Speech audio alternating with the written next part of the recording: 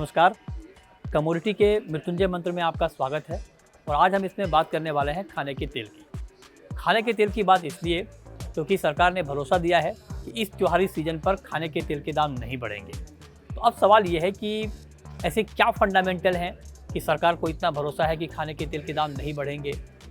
इसके पीछे की वजह क्या होगी, क्या है खाने के तेल की पूरी इनसाइड स्टोरी, इस पर हम आपको डिटेल में बताएंगे।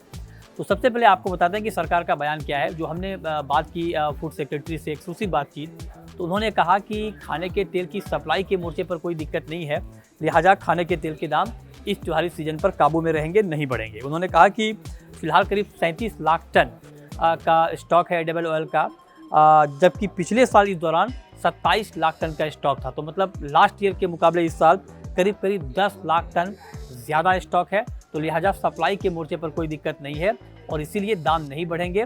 और इसीलिए सरकार ने ये भी कहा है कि जो इंडस्ट्री की डिमांड थी कि इंपोर्ट ड्यूटी बढ़ाई जाए, तो सरकार ने ये कहा है कि इसका अभी कोई इरादा नहीं है, कोई प्रस्ताव नहीं है इंपोर्ट ड्यूटी बढ़ाने का।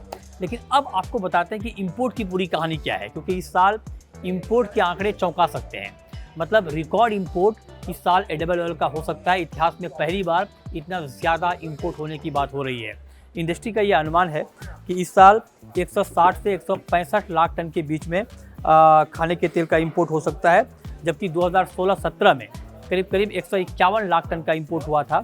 लेकिन इस बार ये रिकॉर्ड टूट सकता है और ये ऑल टाइम हाई होगा। 160 से 165 लाख टन का इंपोर्ट। और नवंबर से अक्टूबर जो ये ऑयल मार्केटिंग सीजन होता है, इस दौरान ये इंपोर्ट होगा। सिर्फ अगस्त के महीने के आंकड़ों को देख लें तो अगस्त में इंपोर्ट 35%, जी हाँ 35% इंपोर्ट अगस्त के महीने में बढ़ा है। और अगस्त में करीब 18,66,000 टन का एडिबल ऑयल का इंपोर्ट हुआ है। और अगर नवंबर से अगस्त तक का ही डेटा देख लें तो इससे आपको ये अंदाज़ा लग जाएगा कि इस साल वाकई ये रिकॉर्ड टूटने वाला है।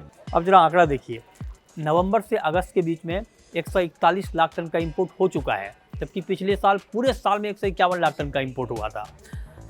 करीब 82.5 लाख टन का पाम तेल का इंपोर्ट हुआ है।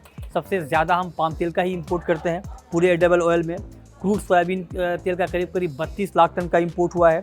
पहले 10 महीने में क्रूड सोया तेल इंपोर्ट 10% कम है, लेकिन फिर भी ये आंकड़े बहुत ज़्यादा दिख रहे हैं।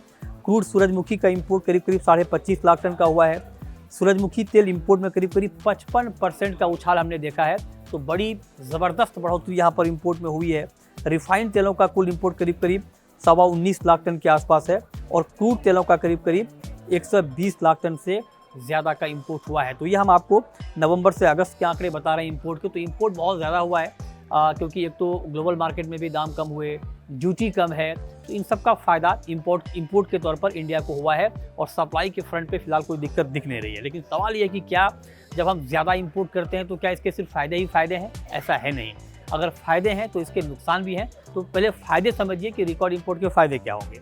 रिकॉर्ड इंपोर्ट के जो सबसे बड़ा फ़ायदा है वो ये है कि जो डोमेस्टिक मार्केट में डिमांड के मुकाबले सप्लाई के हालात हैं वो बेहतर बने रहेंगे। सप्लाई अच्छी रहेगी, पाइपलाइन में कोई दिक्कत नहीं रहेगी। तेलों के दाम नहीं बढ़ेंगे क्योंकि जब डिमांड के मुकाबले सप्लाई ज़्यादा रहेगी तो दाम काबू में रहेंगे।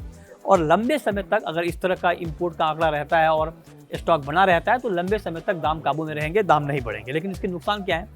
नुकसान ये है कि जब रिकॉर्ड इंपोर्ट होता है तो तिलहन के दाम भी डोमेस्टिक मार्केट में नहीं बढ़ पाते हैं।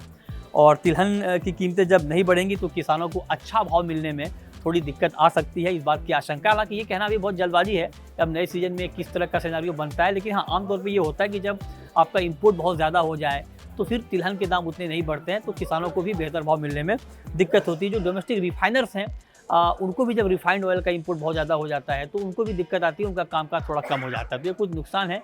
लेकिन कुल मिलाकर तेलों की कहानी यही है कि इस त्योहारी सीजन पर आपके लिए तेल महंगा नहीं होने जा रहा है, क्योंकि डेटा इस बात की गवाही दे रहे हैं कि डिमांड के मुकाबले सप्लाई के हालात बहुत बेहतर हैं। खाने के तेल के दाम ऑलरेडी बहुत कम हुए हैं हाल के महीनों में और अभी भी इसमें कोई बढ़ोतरी की उम्मीद नहीं दिख रही है। क्योंकि अगर ये रिपोर्ट इंपोर्ट का आंकड़ा आ जाता है, जिसकी संभावना पूरी है, तो दाम कुछ कम ही होंगे, बढ़ेंगे नहीं।